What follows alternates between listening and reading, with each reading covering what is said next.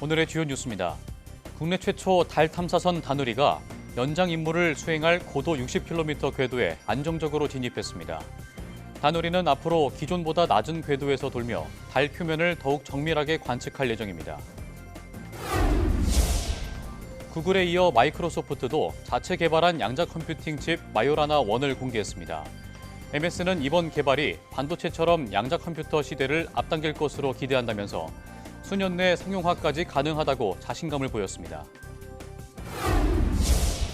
트럼프 미국 대통령이 자동차와 반도체, 의약품 등에 대한 관세를 한 달 안에 발표하겠다고 밝혔습니다. 국내 수출 효자 품목들이 관세 폭탄을 피할 수 없는 상황에서 재계 관계자들은 사절단을 꾸리고 미국을 방문해 돌파구 마련에 나섰습니다. 트럼프 행정부가 일기에 이어 이번에도 정부 R&D 예산을 대폭 삭감할 것으로 보여 미국 과학계가 긴장하고 있습니다. 국립보건원 예산 삭감 계획에 이어 기후 환경과 관련된 연구 지원도 점검하라고 지시해 연구자들의 불안감이 커지고 있습니다.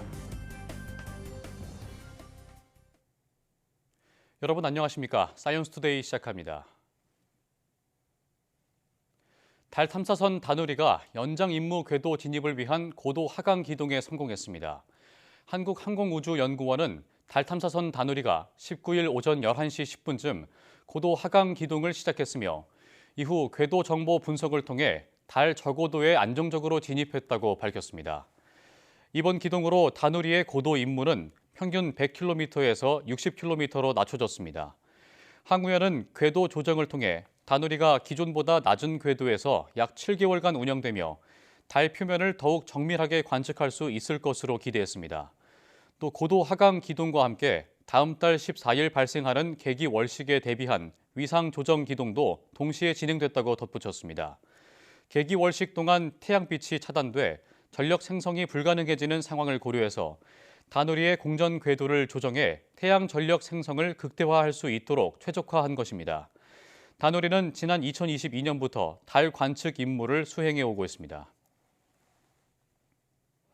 일론 머스크의 우주기업 스페이스X가 지난 1월 발사한 팰컨 9 로켓의 잔해가 폴란드에 추락했다고 폴란드 우주국이 밝혔습니다. AFP 등 외신에 따르면 가로 1.5m, 세로 1m 정도 되는 물체가 현지 시간 19일 오전 폴란드 서부 포즈난 인근에서 발견됐습니다. 또 몇 킬로미터 떨어진 숲속에서도 비슷한 크기의 물체가 발견됐습니다. 인명 또는 재산 피해는 보고되지 않았습니다. 폴란드 우주국은 팰컨 9 로켓의 부품이 현지 시각 새벽 4시 46분쯤 비정상적으로 대기권에 재진입했으며 이들은 지난 1일 캘리포니아 반덴버그 공군기지에서 발사된 스페이스X 로켓의 일부라고 밝혔습니다. 스페이스X의 팰컨 로켓이 문제를 일으킨 것은 최근 들어 이번이 네 번째입니다. 폴란드 우주국은 이번 사안과 관련해 스페이스X 측과 접촉하고 있다고 밝혔습니다. 양자 컴퓨팅 분야를 놓고 글로벌 빅테크 기업들의 주도권 경쟁이 갈수록 치열해지고 있습니다. 이번엔 마이크로소프트가 집적도 한계를 크게 개선한 양자칩을 개발했다며 수년 내 상용화에 자신감을 보이고 나섰습니다. 정유신 기자가 보도합니다. 마이크로소프트 MS가 현지 시간 19일 공개한 양자 컴퓨팅 칩 마요라나 1입니다. 손바닥만한 단일칩 속에 위상 초전도체를 사용해 양자컴 기본 연산 단위인 큐비트를 8개까지 구현했습니다. MS는 큐비트를 최대 100만 개까지 확장할 수 있도록 설계했다며 수년 내 상용화 단계까지 가능하다고 주장했습니다. And then we're looking at devices with more qubits. More complexity gives you the ability to do richer computations, heading towards and beyond error correction. 양자컴이 상용화되면 신약 개발 시간을 단축하고 신소재 개발과 보안 분야 등의 획기적인 전환점이 마련될 것으로 보입니다. 특히 AI 분야의 양자컴 기술이 접목되면 연산 속도를 100배 향상시켜 시간과 비용을 크게 절감할 수 있다는 기대도 나옵니다. MS 측은 이번 자체 개발한 양자칩을 스마트폰과 컴퓨터를 가능하게 한 반도체 발명에 비유하기도 했습니다. 이에 따라 양자컴을 둘러싼 빅테크 기업들의 경쟁이 더욱 가속화될 전망입니다. 앞서 구글도 지난해 자체 개발한 양자칩 윌로우를 공개하면서 현존하는 가장 빠른 슈퍼컴퓨터인 프론티어를 능가했다고 설명했습니다. IBM 역시 오는 2029년까지 오류 수정이 가능한 양자 컴퓨터 개발을 목표로 하고 있습니다. 하지만 전문가들은 상용화까지 넘어야 할 산이 여전히 많다고 지적합니다.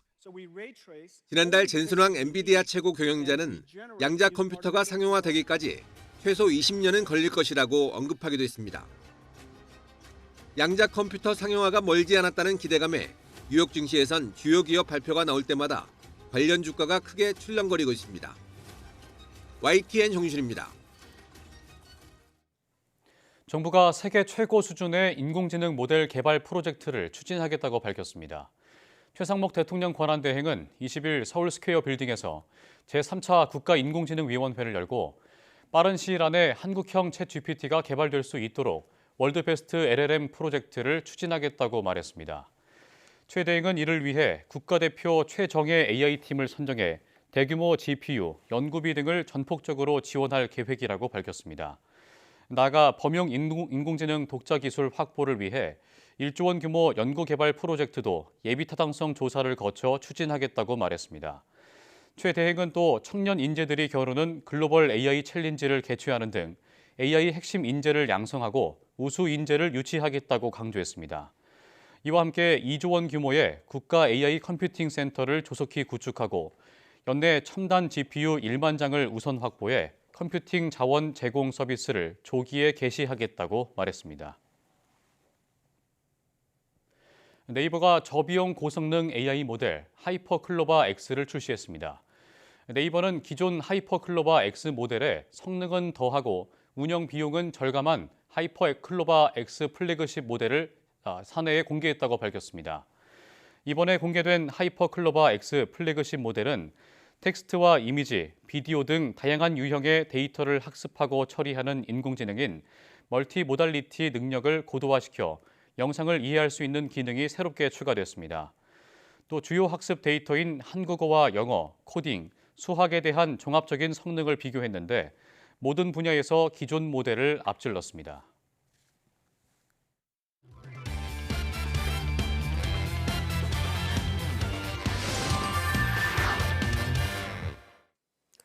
한 주간 주목할 만한 사이언스 이슈 담화와 사이다의 이성규입니다. 먼저 첫 번째 주제부터 만나보시죠.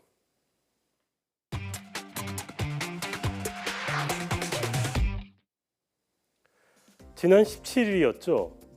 정부가 민간 협력을 통해서 고성능 GPU 1만 장을 확보하고 국가 AI 컴퓨팅 센터 서비스를 이른 시기에 시작하겠다고 밝혔습니다. 챗 GPT에 이어서 최근 딥시크까지 전 세계는 바야흐로 인공지능 전쟁을 벌이고 있다고 해도 과언이 아닐 텐데요. 인공지능은 알겠는데 정부가 국가 인공지능 컴퓨팅 서비스를 위해 확보하겠다는 GPU는 도대체 무엇일까요? 인공지능은 방대한 데이터를 인공지능에 학습시킨 뒤 새로운 질문을 던졌을 때 답을 얻는 건데요. 그래서 인공지능의 성능은 얼마나 많은 데이터를 잘 학습했느냐에 달려 있습니다. 이 학습에 절대적으로 필요한 것이 바로 GPU입니다. 보통 컴퓨터라고 하면 떠오르는 것이 CPU잖아요.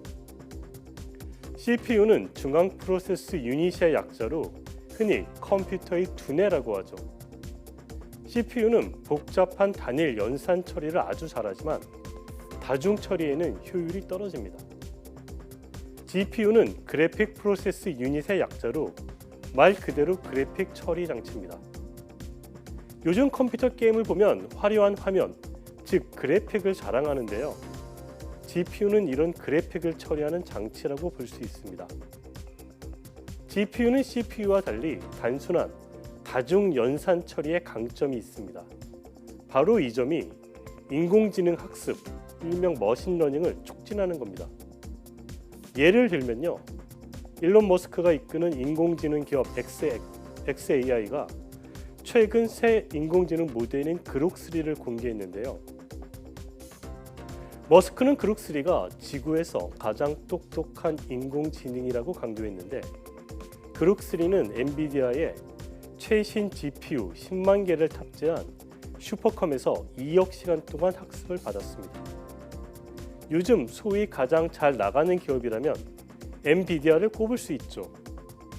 엔비디아가 인공지능 모델 개발과 운영에 필수적인 GPU를 독점적으로 제공할 수 있는 기술력을 보유했기 때문입니다.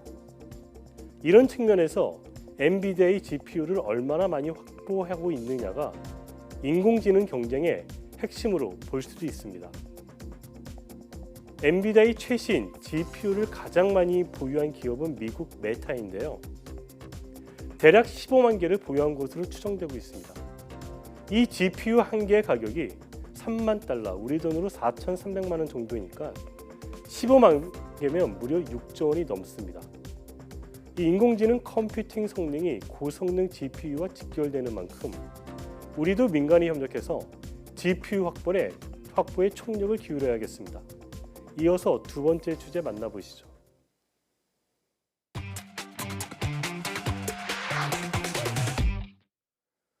트럼프 2기 행정부가 들어서면서 전 세계는 관세 폭탄 정책으로 정정끙끙 앓고 있는데요.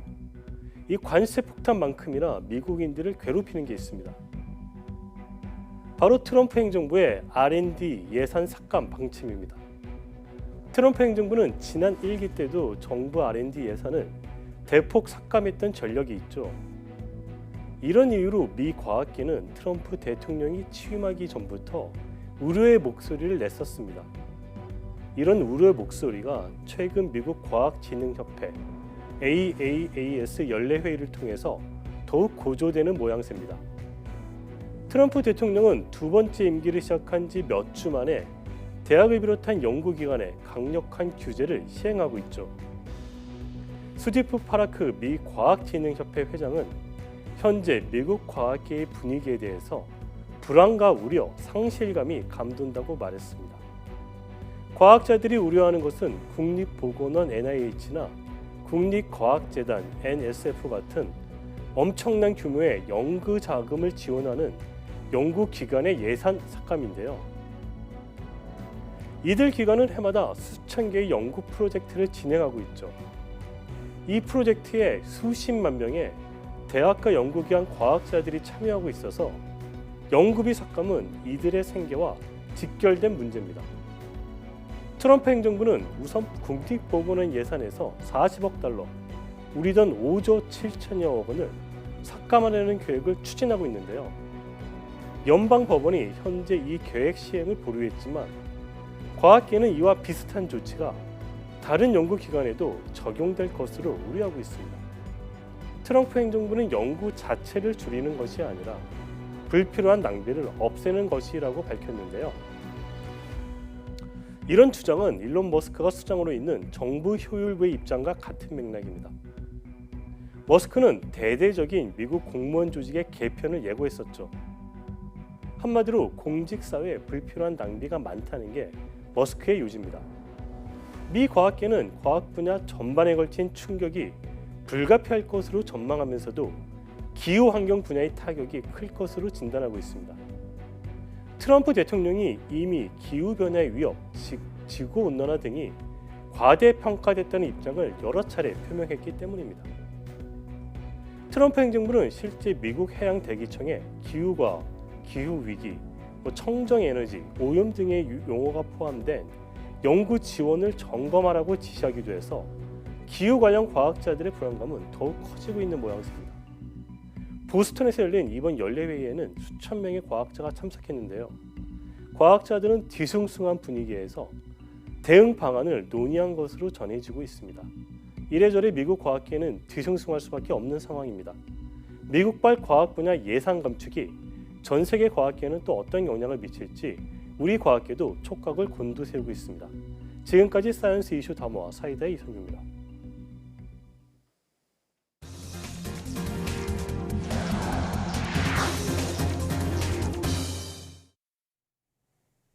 도널드 트럼프 미국 대통령이 자동차와 반도체를 포함해 의약품, 목재 등에 대한 관세를 한 달 안에 발표할 것이라고 말했습니다. 트럼프 대통령은 현지 시간 19일 사우디아라비아 국부펀드 주최로 플로리다주 마이애미에서 열린 미래투자 이니셔티브 프라이오리티 서밋 연설에서 이같이 말했습니다. 트럼프 대통령은 이는 미국에서 제품을 만들지 않으면 관세를 내야 한다는 뜻이라며 관세가 미국 재정에 수조 달러를 가져올 것이라고 밝혔습니다. 또 자신이 균형 예산을 이루기 위해 노력하고 있고 관세 수입 때문에 가능했다며 관세가 대미 투자 확대로 이어지고 있다고 주장했습니다. 트럼프 미국 대통령이 우리나라 수출 버팀목인 자동차의 25%, 반도체에는 그 이상의 관세를 부과할 것이라고 밝히면서 산업계의 긴장감이 높아지고 있습니다. 25% 관세가 현실이 되면 자동차 수출액이 9조 2천억 원 줄어들 것이란 분석도 나오는데요. 전방위 통상 압박 속에 최태원 회장 등 민간 경제 사절단은 미국으로 향했습니다. 최아영 기자가 보도합니다. 자동차와 반도체는 미국 수출 1, 3위 품목으로 지난해 전체 미국 수출의 3분의 1 이상을 차지했습니다. 자동차는 전체 수출액의 절반을 미국에서 벌어들였고 반도체는 인공지능 열풍에 힘입어 처음으로 수출 100억 달러를 돌파했습니다. 이런 상황에서 트럼프 미국 대통령이 밝힌 것처럼 자동차의 관세 25%가 매겨질 경우 연간 수출액이 9조 원 넘게 줄 것이란 분석도 나옵니다. 자동차 업계는 가격 상승, 결국 경쟁력 저하, 수익률 저하로 이어질 수 있고 현대기아 자동차 같은 경우는 미국에서 거둔 어떤 전체 수익의 영업이익률이 한 20% 정도가 사라지는 이런 아주 반도체의 경우 미국 수출 비중이 크지 않고 고대역폭 메모리는 한국 제품 말고는 대체할 수 없어 큰 피해는 없겠지만 안심할 수 없습니다. 반도체와 자동차 업계는 현지 투자 확대와 미국 내 공장을 활용해 생산량을 최대한 끌어올리는 방식으로 고비를 넘을 방침입니다.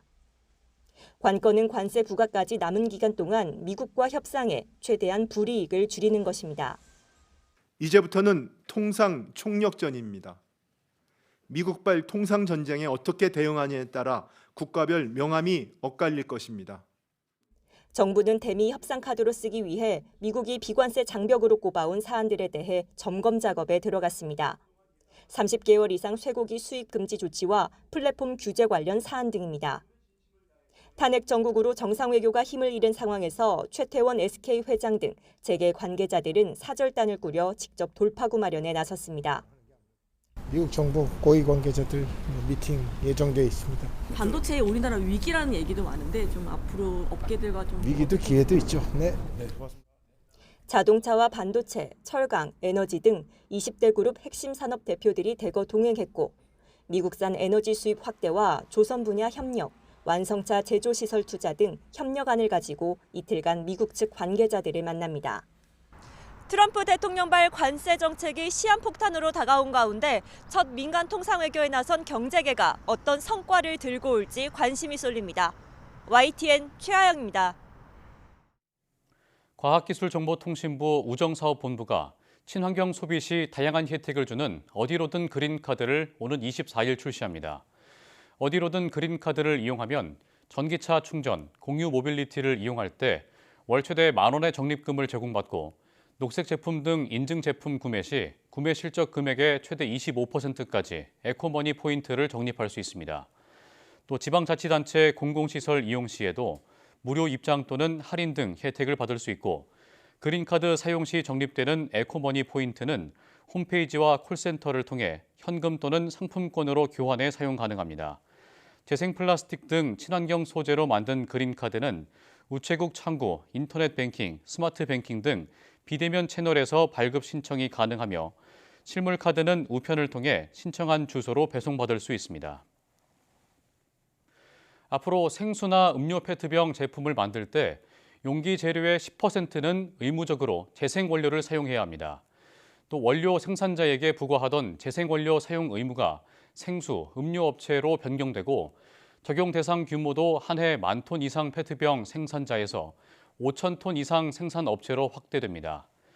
환경부는 이 같은 내용을 담은 자원재활용법 시행령 개정안을 21일부터 40일간 입법 예고하고 의견 수렴 등을 거쳐 올해 안에 시행하기로 했습니다. 이번 개정을 통해 연간 2만 톤의 신규 플라스틱 생산이 감축되는 효과가 있을 것으로 전망됐습니다. 정부는 또 재생원료 의무 사용률을 재활용 지침 고시로 정해서 오는 2030년까지 30%로 상향하고 적용 대상을 연간 1,000톤 이상 페트 생산자로 확대할 계획도 밝혔습니다. 한국조폐공사가 화폐 제작 과정에서 나오는 부산물을 재활용한 굿즈 상품을 처음 선보였습니다. 조폐공사는 매년 500톤 정도 발생하는 화폐 부산물을 소각하는 대신 머니메이드라는 브랜드로 재활용 굿즈 사업을 하기로 하고 첫 상품으로 돈 볼펜을 출시했습니다. 불을 부르는 펜의 의미를 담았다는 돈 볼펜은 현재 기업과 기관 대상 주문 제작 방식으로 판매되고 있는데 다음 달부터는 조폐공사 온라인 쇼핑몰에서 국민 누구나 살 수 있습니다. 조폐공사는 돈 볼펜을 시작으로 돈방석, 돈 쿠션, 돈 달력 등 불을 부르는 행운의 의미를 담은 제품을 계속 상품화할 것이라고 밝혔습니다. 초고령화 사회로 진입한 우리나라, 고령 택시 운전사와 화물차 기사 등도 늘어나고 있는데요. 하지만 기존 자격검사 제도의 합격률이 99%에 가까워 유명무실한 자동문 검사 아니냐는 지적이 끊이지 않았습니다. 이에 정부가 사고 예방을 위해 고령 운수 종사자 자격 검사 기준을 대폭 강화하기로 했습니다. 오동건 기자가 보도합니다. 지난해 7월 60대 후반 운전자가 9명의 사망자를 낸 시청역 역주행 사고. 운전자 차모 씨가 40여 년간 경력의 버스기사라는 사실이 밝혀지며 충격을 줬습니다. 시청역 사고로 촉발된 고령자 운전 문제 해결을 위해 정부가 65세 이상 고령 택시, 버스, 화물기사의 평가를 강화합니다. 매년 100명 중 한두 명만 탈락하던 정기 자격유지 검사의 판정 기준을 높이는 것이 핵심입니다. 지금까지는 7개 항목 중 최저 등급인 5등급을 2개 이상 받으면 불합격이었지만 앞으로는 사고 발생 관련성이 높은 시야각과 도로찾기 등 4개 항목 중 4등급이 2개 이상만 나오면 부적합 판정을 받게 됩니다. 또 75세 이상은 병원에서 하는 의료 적성 검사로 자격유지 검사를 대체할 수 없고 검사에 떨어진 뒤 반복 숙달로 통과하는 것을 막기 위해 재검사 제한 기간을 30일로 늘리고 4차부터는 아예 새로운 기준으로 검증하도록 했습니다. 건강 문제로 발생하는 사고 예방을 위해 추적 검사도 의무화됩니다. 고혈압, 당뇨는 운전 중 실신을 유발할 가능성이 있는 만큼 초기 고혈압, 당뇨, 진단, 의료구는 현재처럼 운전은 할 수 있으나 6개월마다 혈압, 혈당 검사를 제출하도록 하여 추적 관리할 계획입니다. 정부는 이 같은 내용을 담은 개정안을 4월 1일까지 입법 예고하고 빠르면 하반기엔 시행되도록 남은 절차를 진행할 계획이라고 밝혔습니다. YTN 오동건입니다. 초, 중, 고등학생 경제 이해력이 가장 최근에 조사한 2년 전보다 떨어진 것으로 나타났습니다. 기획재정부가 지난해 초, 중, 고등학생 경제 이해력을 조사한 결과 평균 점수는 초등학교 6학년 61.5점, 중학교 3학년 51.9점, 고등학교 2학년 51.7점으로 2022년과 비교해 모두 점수가 떨어졌습니다. 초등학생은 3.9점, 중학생은 6.3점, 고등학생은 5점 떨어졌습니다. 기재부는 초등학생은 60점을 조금 웃돌았지만 중고등학생의 경우 60점에 현저히 미달해 경제교육 강화가 필요하다고 밝혔습니다. 국제유가가 상승하면서 지난달 생산자 물가가 17개월 만에 가장 큰 폭으로 상승했습니다. 한국은행에 따르면 지난달 생산자 물가지수는 지난해 12월보다 0.6% 오른 120.18로 집계됐고 지난 2023년 8월에 0.8% 이후 17개월 만에 가장 높은 상승폭을 기록했습니다. 생산자 물가는 지난해 11월 이후 석 달 연속 상승세를 나타내고 있습니다. 전월 대비로 보면 국제유가 등 원재료 값이 오르며 공산품이 0.6% 상승했고 출하 물량 감소 여파로 농림수산품이 4% 상승했습니다. 세부 품목 중에는 딸기가 57.7%로 가장 많이 올랐고 감귤이 26.5%, 멸치가 13.9%, 원두커피가 8.4% 올랐습니다. 한은은 생산자 물가 상승이 앞으로 소비자 물가에도 영향을 줄 것으로 예상되지만 품목에 따라 그 시기와 정도는 다를 수 있다고 설명했습니다.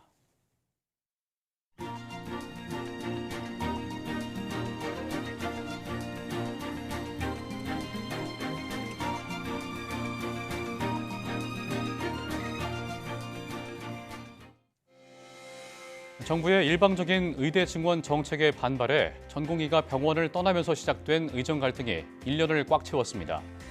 그 사이 환자를 외면한 사직 전공의들은 절반 이상이 동네 병원으로 도망쳤고 정부는 뚜렷한 대책 없이 올해 의대 증원은 총장 자율이라며 대학에 떠넘긴 모양새입니다. 의정 갈등으로 응급실 뺑뺑이는 일상이 됐고 제때 치료를 못 받아 숨진 환자가 지난해 상반기에만 3,000명을 넘었습니다. 더는 국민의 건강권을 침해받지 않도록 올해는 양측 모두 달라진 모습을 보이길 바랍니다. 뉴스 마칩니다. 고맙습니다.